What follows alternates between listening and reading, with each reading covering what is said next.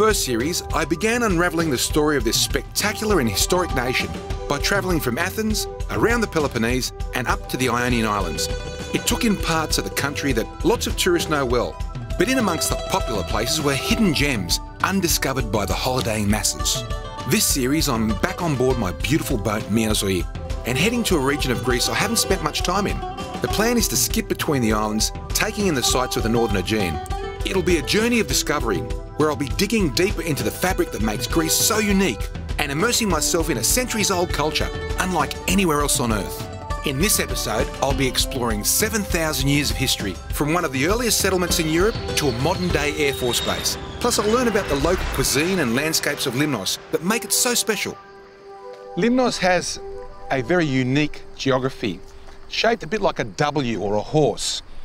It's separated by the Gulf of Purnias in the north and the Bay of Mudros in the south. And the Bay of Mudros is very significant. It's one of the largest naturally formed bays in Greece. It also has major ecological significance for the migrating birds. Historically, it's the gathering point for the Allied fleet before the Gallipoli campaign in World War I. But I look at it now and it's serene and beautiful.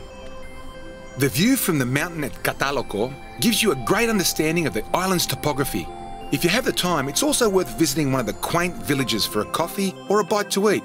Unfortunately, I had to quickly get back to the boat at Gormati Beach so we could head out to our next destination. Our journey took us around the Northwest Cape, then south to the port town of Myrina. As the capital of Lemnos, it's also the most populous town, with over 5,000 people calling it home. It has a beautiful port and as many taverns as fishing boats. The stone-paved alleys add to the old-world charm, created by the mix of period architecture and nearby ruins. It exudes character, and thanks to its beaches, charming laneways, history, hotels and restaurants, Myrina is perfect for tourists. With so much to see, I enlisted the help of Nicoletta. She's a culturist and a guide who loves sharing her knowledge with visitors. So these are the Myrina shops, right? Yes, it's the heart of the town. The heart of the town. Oh, okay. So tell me, Nicoletta, you're a culturalist, you work with your father in an electrical shop, you work at a hotel. Yes. You help guiding as well. You know a lot of history. What don't you do? You do everything, don't you? I don't travel most. That's my complaint. Yeah? I don't have free time to travel. What I want to know is, when do you sleep? I mean, you're working all through the day, you're working at night till 2 in the morning, you've been up since 8 o'clock this morning. When do you sleep? Sleep is for older people.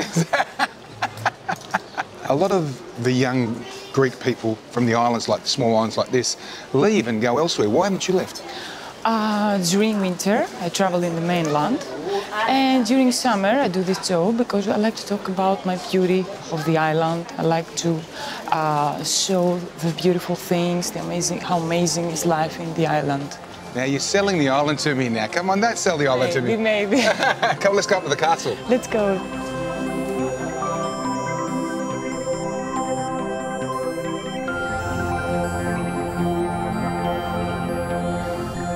Tell me a bit about this castle. It has about 150 cannons, 14 towers, and its wall reaches up to 120 meters high. Has it been conquered? No, never. Never been conquered? Never. Are you sure about that? Yes.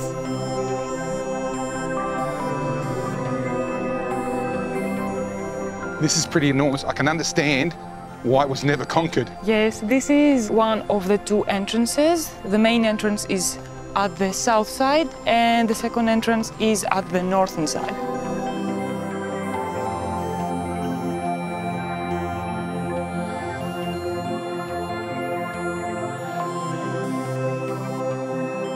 This here looks like it's more Venetian than... It was rebuilt many times by Venetians, Byzantines, and then Ottomans. It gained today's form during the Turkish domination, while its rocky hill has been inhabited since the Neolithic age. All of the walls, or a big part of the castle, it was rebuilt by the Ottomans. The different phases of the fortress are clearly visible as you walk towards the top. There's the caves from when it was occupied during the Neolithic period, then the various stages of development on top of one another, taking us through Byzantine, Venetian, and finally Ottoman occupation. It spans a huge area and provides views of the harbour, city and far out to sea. Wow, Nicoletta, I look at the size now. When you talk about 110,000 square metres, now I'm feeling the size of this place. I can see that during war, the whole island would have been protected here. Exactly. They would have all come here. And this is the capital of Lήμνος, isn't it? Yes. So tell me something, why do they call it Lήμνος? The first option is that it derives from two ancient words. Lys, which means herd, and Millon, which means sheep, because the island is an agricultural land. And the second version is that derives from an ancient Phoenician word, which means white, because of the impression that gives to the traveler sailing towards the island. The castle stands between the two bays of Myrina. On the north is the Roman shore, which dates back to Byzantine rule when the Greeks, known then as Romans, occupied the area. Then to the south is the Turkish shore, where during Ottoman rule the Turks resided. Joining the two is the Market Street, the heart of the town.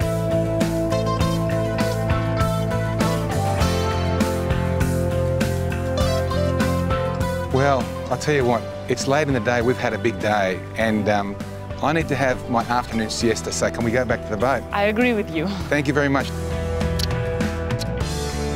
According to legend, there was a period of time when the women of Lemnos neglected the worship of Aphrodite. So to punish them, the goddess gave them a bad body odour. This led to the husbands importing concubines from Thrace. In retaliation, the Limnian women then drugged their men before pushing them from the cliff here at the peninsula of Batassos. The moral of the story is, don't cross the local ladies.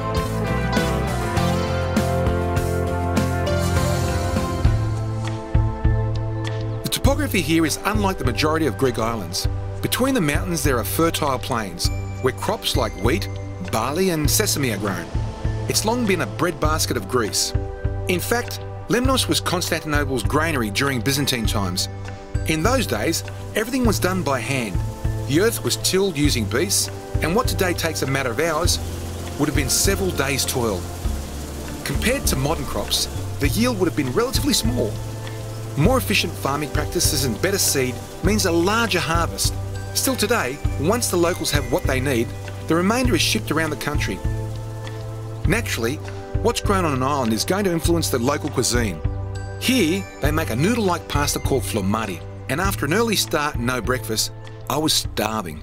So this is the flomari. This is local to Limnos only? Yes, Right, thin okay. and tasty. And what's this? It's a melichloro. It's grinded melichloro. Oh, it's nice. It's a yellow cheese. Wow. Yeah. Okay, let's go. Let's do it, man. What do we do? First, we will boil the flomari. Let's do that. We already prepared the water, just so. We will put some salt first. Right. And we put the flomari in. And what we do, we boil it up, do we? Yeah, 10 minutes, it's 10 fine. minutes. They are thin, so it's enough, 10 minutes. Fantastic.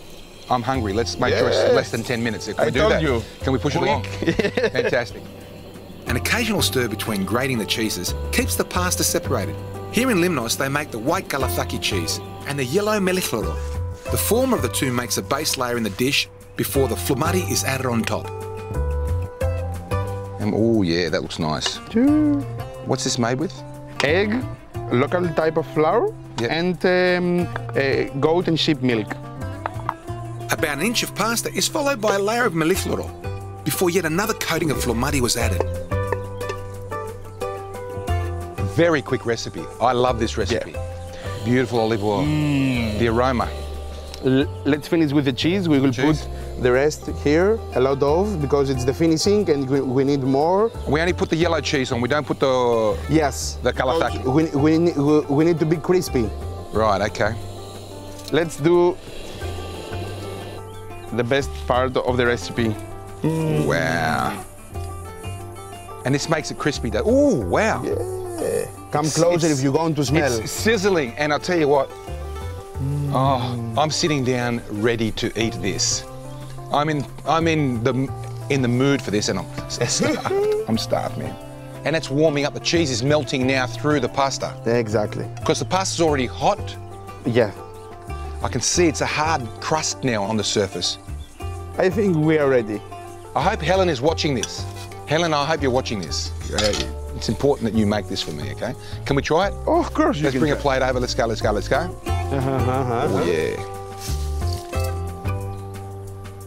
Just give me a fork, mate. I'm starved. Yeah, Come on. yeah. That's enough, right? Let's go. Let's go. I'm starved, buddy. Here's your fork. The smell, the aroma, and the way you put it together. And the melíchloro. Oh, hang on.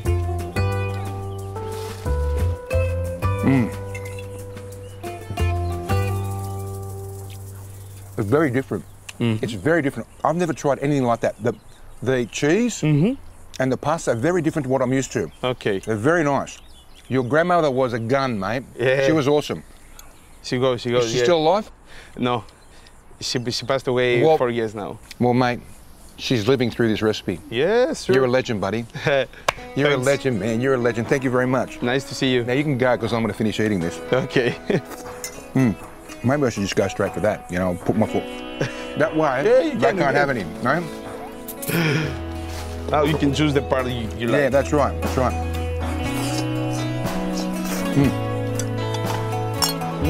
It's good, isn't it, mate? It's amazing.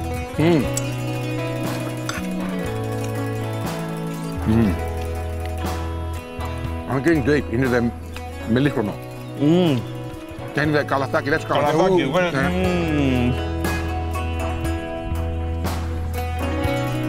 With a full stomach of local pasta and cheese, my journey around Lήμnos continued. Immediately, I noticed a complete lack of traffic. Here I am in the peak of holiday season on a beautiful island, and there are barely any tourists. It never ceases to amaze me how most people find themselves in the usual haunts. It's as though the travel agents only know a few of Greece's islands, so they send everyone there. While just off the beaten track are places like this that are just as awesome, only half the price and with plenty of open space. I prefer to be away from the crowds, where the pace is slower, so maybe I should keep a few of these islands to myself.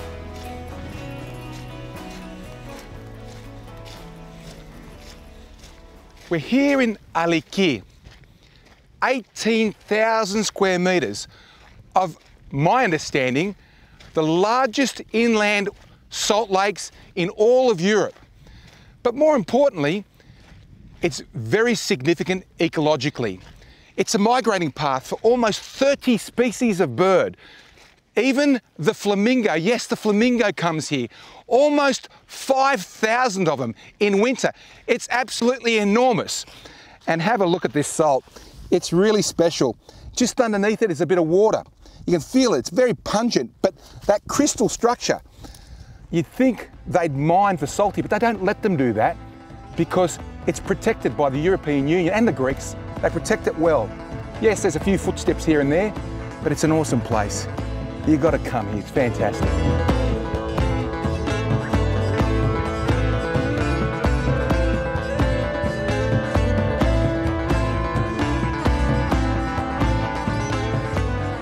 Aliki spans an area of 1,600 acres, with a couple of kilometres of sand dunes separating it from the coast.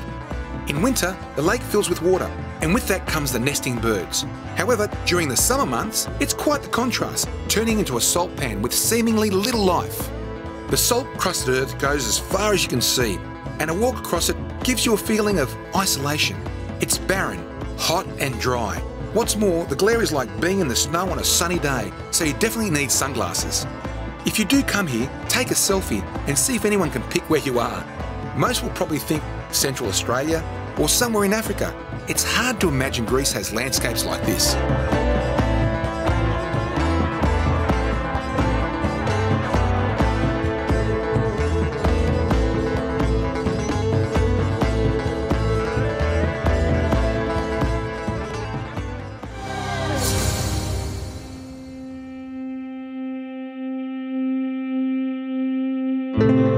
When most people think of ancient Greece, it's about the classical period, which is about 450 BC. That was the time of the Peloponnesian and Persian Wars, when Greece had influence over the Roman Empire and Alexander the Great roamed the earth. However, long before that, there were people living here in Lήμnos. So we're talking about 7,000 years ago. Exactly. Wow. To give me some insight into the city that once stood here, I met with archaeologist Anastasia Suri. What sort of period are we talking about? It has started about 5,000 BC and ended about 1,200 BC. 4,000 years. Exactly. Is this one civilization for 4,000 years? Yes, it was one civilization, but all the buildings that we're gonna see, it has 7 architectural periods. In that 4,000 years? Yes, because of the earthquakes, because of the weather, because of the bad circumstances, probably war. The town was called Polyokni and is believed to be Europe's first city with basic social and civic structure.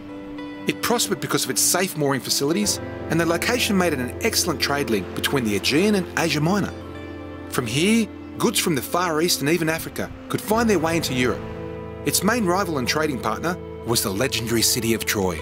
I can see a town here, the road, it's so clear, and you've got the sea, it's absolutely magnificent, isn't it? Yeah, of course, this is the main road of the city, goes all around the whole city, and from the other side, we cannot see it very clearly right now, but it's the Asia Minor, and actually it's the Troy, that the city that Erikos Liman found.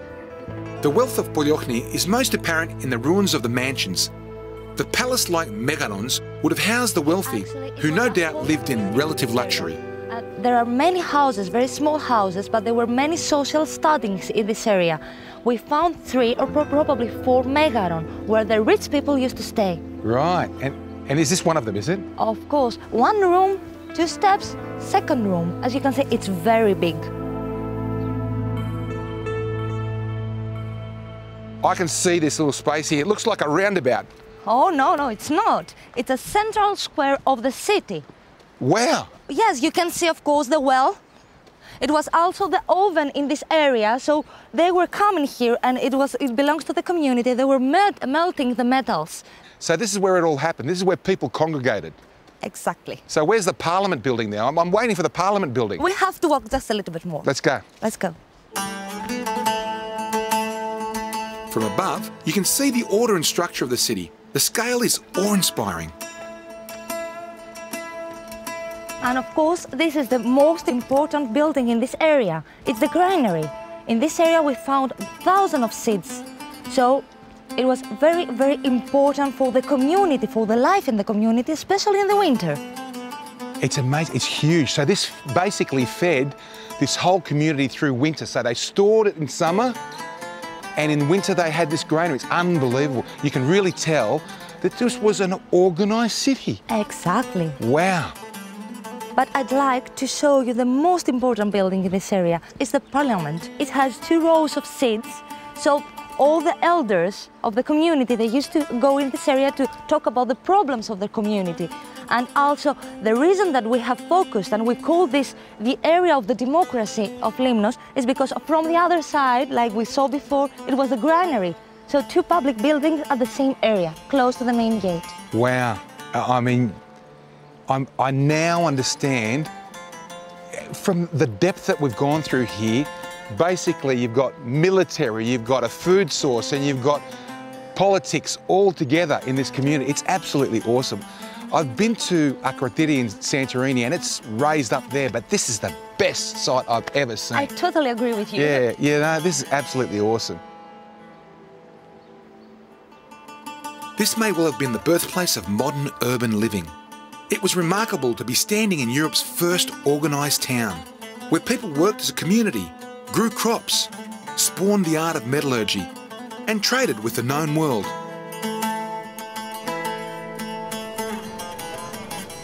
From the old to the new, just down the road was a beach where the youth gather for a bit of wind-powered fun, as well as some relaxation. As Ellie explains, the Meltenia, or strong winds from the north, prevail in these parts through summer. With this warm, dry airstream come the thrill seekers. Right now it's a waiting game. They say Mykonos is the windy island, but this is the original windy island, isn't it? It is, yeah, by the name Anemoessa for Lήμnos is like the island of the What do you mean, winds. Anemoessa? Anemoessa is the name that the locals are giving to Lήμnos Island. Means like the island of the wind. Right. It might be like not as strong as Mykonos, but it's quite windy most of the days. Wow. So Meltemi comes here, we have wind at the morning, then it gets more chilled after, during afternoon. Yeah. Like people that they enjoy water sports can do them like during the morning, and then everyone else can enjoy the sea and take a bath in the water during the afternoon. So it's like my wife and I, she likes flat water, so I like the windy sports. So I'll go in the morning and then in the afternoon it's for her. Yeah, for her or for your kids to learn, like, you see, like it's a paradise. I see lots of kids out there playing now, you know? Yeah. And I see a lot of strong guys and strong women here, you know, a lot of hardcore sportsmen, eh? Sports people. Athletic people, yeah. Yeah, absolutely. Like you're really athletic. I look at you, I can see what windsurfing does to your body. Check it out, you know? Keros Beach has excellent facilities for water sports, along with beach bars and a restaurant. It's easy to see why the young travellers like it here. You can swim and kite surf during the day, then spend the evening having a few cocktails at one of the bars. There's also a type of accommodation I've never had the pleasure of. It's glamorous camping, more commonly known as glamping. It came about to service nature-conscious travellers who wanted a bit of comfort without the impact on the environment that resorts can have. It has a relaxed charm you just don't find in a hotel, but it sure doesn't lack the comforts. After a day on the water, it's hard to imagine a better place to rest and relax before doing it all again tomorrow. When the winds arrive, the waters come alive with the kite surfers. In my youth, I'd probably have given it a go. Now though, I'd rather read a book and sip on a cocktail.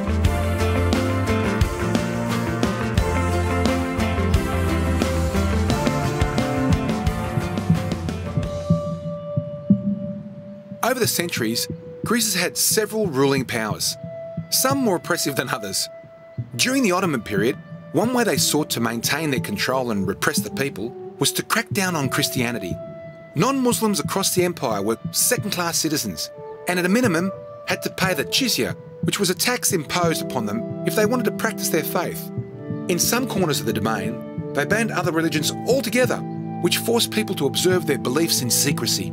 This oppression led to the building of Panagia Kakaviotissa, a tiny church hidden in the mountains where the most faithful of Orthodox practitioners could still congregate. Nicoletta, it's not a short walk, is it? How long is it? No, it's about 1.5 kilometers far away. 1.5 kilometres, but it's a beautiful walk. Yes, yes it is, and it's very peaceful over there. Very peaceful, only goats and us. Yes. But I feel like I could be in Arizona, you know? It's amazing, the countryside's beautiful. I haven't been, but I would like to go. You should. Yes. Wildflowers everywhere. I know. I know. And thorns. Here we have many thorns. Yeah. And with those thorns, we used to put them in the oven in order to bake the bread. The bread. Where we were hiking to is a great example of the power that religion can have over people. They were willing to risk everything in order to come to a distant, tiny church to pray and hear sermons. It's a testament to how devout they must have been.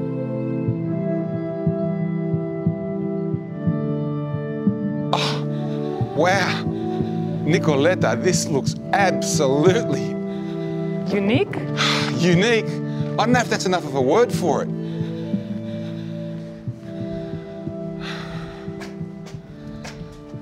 And this is a church, right? Yes, it used to be a monastery, but it's the only church in the world without a roof. The only roofless church.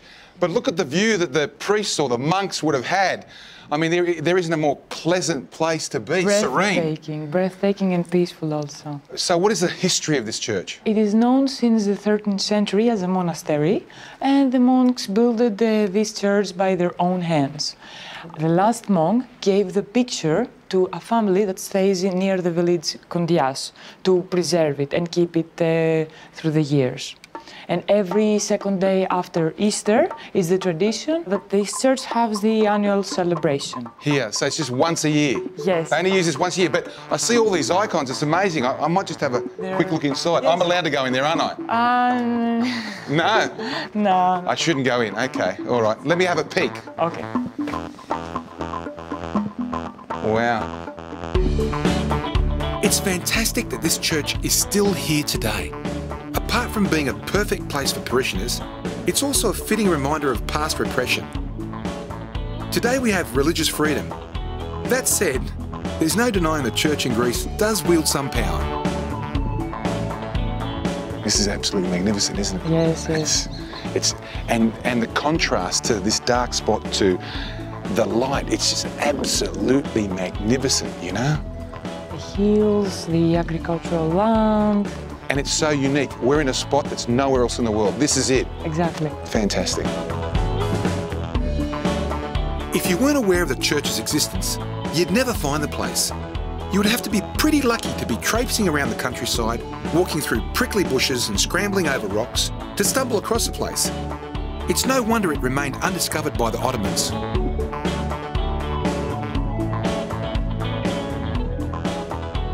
From a secluded mountain church to a little-known local cheesemaker, it seems this part of my journey is about discovering hidden gems.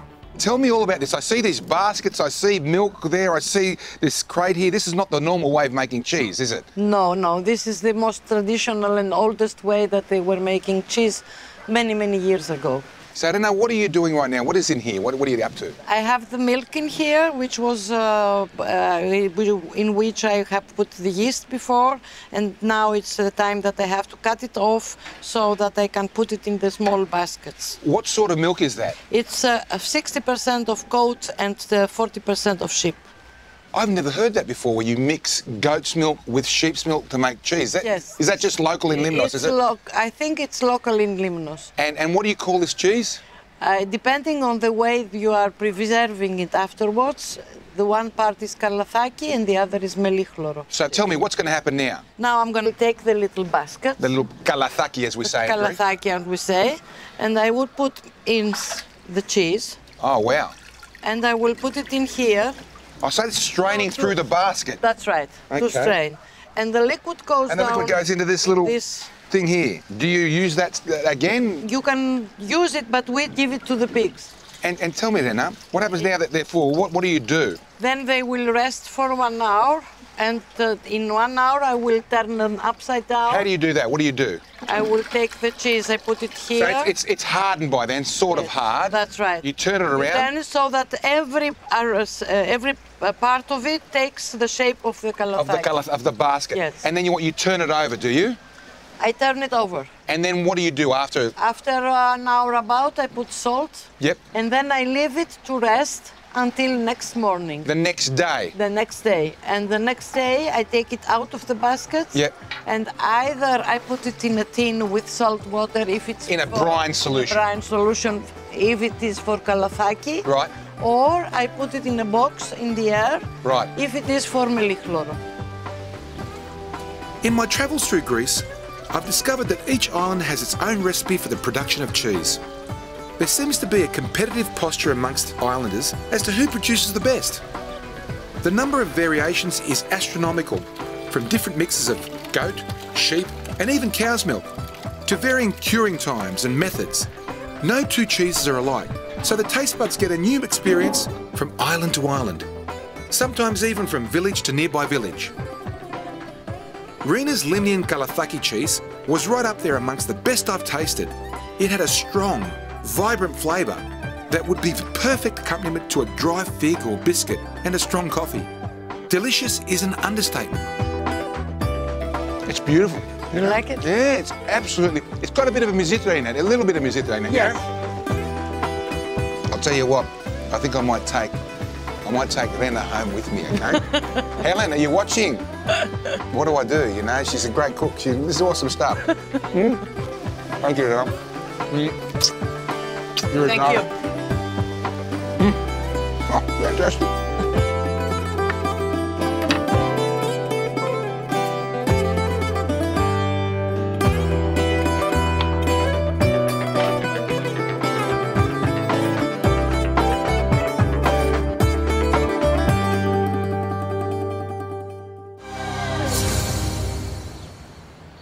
I always rise early.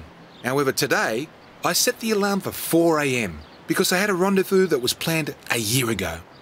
I was spending the day with fighter pilots of the 130th Combat Group. These are the Hellenic Air Force's elite, flying the famous F-16 Falcons. They're on 24-hour alert, ready to move in an instant. To show me around was third in command of this 200-strong airbase, Lieutenant Colonel Yordanis Dan Yanakidis. Wow, Lieutenant Colonel, I've never been this close to a warplane, let alone an F-16. It looks absolutely awesome. F-16 on alert status. Alert status, so this is ready to scramble any time? In 5 minutes. 5 minutes? Airborne in 5 minutes. You've flown these planes? Yeah, that's right, from 1997. From 1997, you've been flying that long? Wow. Can I have a look in there? Yes, of course. Okay, lovely. But be careful not to touch any... I won't touch a thing, otherwise it'll fly off, won't it, you know? We don't want to fly away, do we? I don't know about that, maybe I do. Ah. How do you fit in there? Wow. It's such a small place, eh? Not enough space for huge guys. Oh, listen, I get claustrophobic in that with this thing down. That's just, oh, that's heavy. Oh.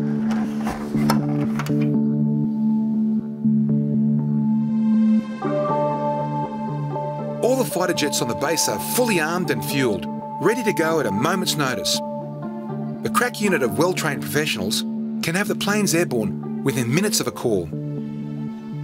The daily routine of inspections and training, with live weapons mind you, is both rigorous and very dangerous.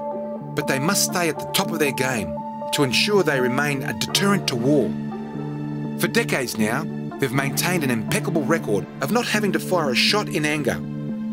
It's a testament to their dedication for sustaining peaceful resolutions. 100 metres away from the F-16s is the ready room, where the pilots eat, sleep and wait for the call. Now though, it was a morning briefing that had them on the line. I see, so what are we looking at over there? These are the helmets. The two helmets are for the two guys that are not right now in the duty, me and my colleague Vasilis. Yep. The other staff are the G suit. So I noticed they're wearing their G suit at the moment. They wear the G suit because you have to spend 1.5 minutes or 2 minutes to wear it because a lot of zips and stuff. Right. So when you're 5 minutes alert, you are already putting this. This is a relaxing environment, but I can understand how you've set it up here. It's a relaxing environment until the phone rings. Until the phone rings. It's the sound is something that wakes you up. I bet it does. I'm going to sit here until the phone rings, however long it takes. I want to listen. I want to watch what goes on. So, Hadi, why do you scramble every day? Why do you actually have to get up? You have to get up to not only to protect our homeland and to assure that the Athens flight information region is a safe place for everyone to fly. Because we have invasions every day from Turkish military aircraft carrying live weapons without any flight plan, without the required permission, yes. So they're invading the Greek airspace? Yes, every day is twice. At least twice a day? Yes. And we're in Lήμνος. I mean, that's just one airbase we're talking about. So, do you guys ever invade their airspace? No, it's forbidden for us. And we don't want to provoke and escalate this situation to an incident, for example. How does it feel for you knowing that this is your last scramble that you'll ever do? It's a little bit sad for me, because I have a lot of experience here in this island with many friends, and it was a very pleasant experience for me. Yeah, yeah. And what about you for your first scramble? How do you feel? I'm happy for the first. You're happy, of course you're happy. But it's your first scramble and yet you've got how many hours on the F-16? I have 200 hours in 200 hours and this is your first scramble. That shows the experience required, obviously, to get up there. So how do you feel? You're happy, but is there anything, tension or anything? Look, it's in my mind difficult, but I have to be concentrate on this. So I'll be my best. And you're ready? Yes. You're ready anytime. 200 men are supporting you, around you. That's amazing. It's like my business. I have a construction company. I have 200 people working for me, but there's about 5,000 guys out there building the jobs, you know, supporting me and supporting my directors. That's what you guys are. What you do is a business, and it's a business that you can't make mistakes, because if you make a mistake, let me tell you, All Greeks are proud of you. We're proud of you because when you're in a defensive situation like you are and you're not provoking anyone and you're being provoked and in a position where you are, it's almost like a Cold War, although it's not war. You guys are doing the right thing. You're risking your lives every day and we really respect that and we really thank you for what you're doing. We continued to talk and laugh, sipping coffee and exchanging stories. I started to forget why I came here. And then the phone rang. Yeah. Oh, sorry. Ναι, ελήφθη, Scrabble. Πάμε, Scrabble. What's happening, mate? Sorry, it's a real thing now. Okay. You can see now Panagiotis is taking his vest. Okay. Spanish also. It's a real life scramble.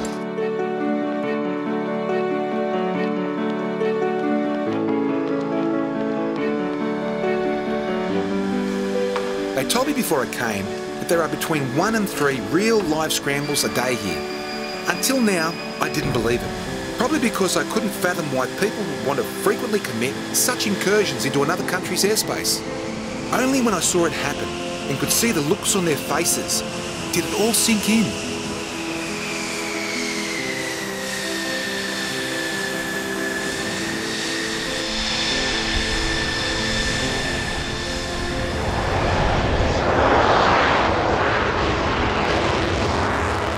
Somewhere up in the skies of the Aegean, 2 sets of young lads that don't know each other, one from Greece and the other Turkey, will use these amazing pieces of modern technology to sustain the brinkmanship of a millennia-old quarrel. Both these pilots and the young men they face in the air each day are brave and self-sacrificing. Their leaders have forced them into a fight that has no winners. It's a conflict that was woven by decades or even centuries of complex political standoffs. Today, their leaders are trying to unravel that international quagmire. I'm sure these boys and the fellas they go up against hope it happens soon, so their sons and daughters aren't left with this centuries-old legacy. This was a special day for both Panagiotis and I. It was his last scramble before he moves up to flying a desk at headquarters.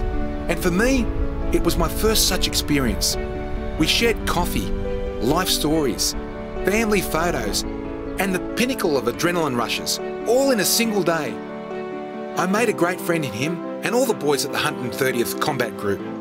These pilots are just like you and I, down-to-earth family people with one fundamental difference. They risk their lives every day to keep their countrymen safe and their nation at peace.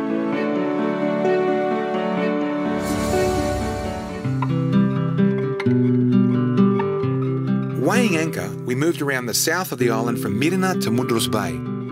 Over a century ago, this large body of water saw the greatest gathering of warships to that time. This was a staging point for the Gallipoli campaign, where the Anzac name was born. Australians, New Zealanders, Canadians, Indians, French, British, Germans and Ottomans fought here. The death and destruction that followed this, and both great wars, devastated the world to a level and scale that we haven't seen since, and hopefully we will never see again. Around the world there are monuments and cemeteries dedicated to fallen soldiers. They're sombre places that perform a very important role. They're here to not only remember those gallant heroes that gave their lives for the freedoms we enjoy today, but also to remind us of the lessons of the past. Those mistakes cost the lives of 100 million people across 2 world wars. The ramifications are still felt today, with entire generations having been lost. Over 100,000 men from both sides gave their lives in the Gallipoli campaign alone. Here in this cemetery there are men from Britain, Australia, France, Canada, New Zealand, India, a young boy, 19, from the Royal Scots, 22 from New Zealand, 19 from Australia, goes on and on. This is one of the many cemeteries dotted right throughout the Aegean. It's sad, but it needs to be here and it's well respected. The Lymnians have kept it in excellent order. These are the memories that we need to keep to avoid this sort of thing happening again. Every time I visit a place like this, I can't help but get a little emotional. these young people would have left their homelands with hope and a sense of adventure. They travelled to the unknown and were confronted with a situation no amount of training could have prepared them for. Then, in most cases, they served with pride and honour, giving their lives in the hope of protecting their families and loved ones back home. It's the ultimate sacrifice, worth respecting and never forgetting. It's true what they say about Lymnos, that when you visit here, you cry twice. Once when you arrive and once when you leave. For me, it might have been for different reasons, but it's true.